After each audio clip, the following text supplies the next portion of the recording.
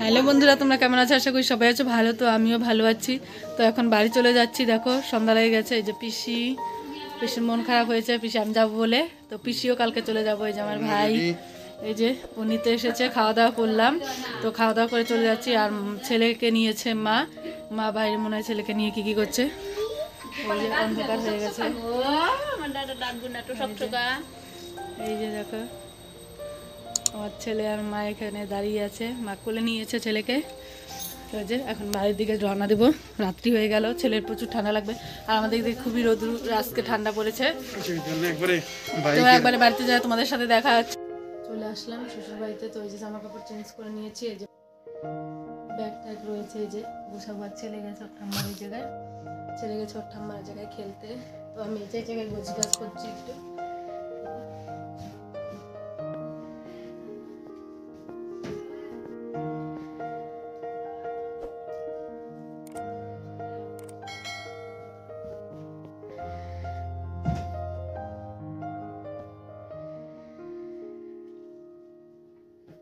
এই যে আজকে জামা কাপড় ধুয়ে দিয়েছিলাম, একটাও শুকোয়নি, আধা শুকনো রয়েছে।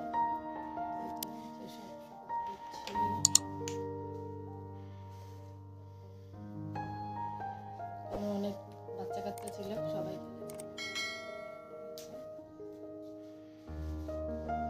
দেখো বাবা মাকে কিনে দিয়েছে, কিনে দিয়েছে। দেখো তোমার শরীরে একটা কি উঠছে, কোথায় গেল? এই যে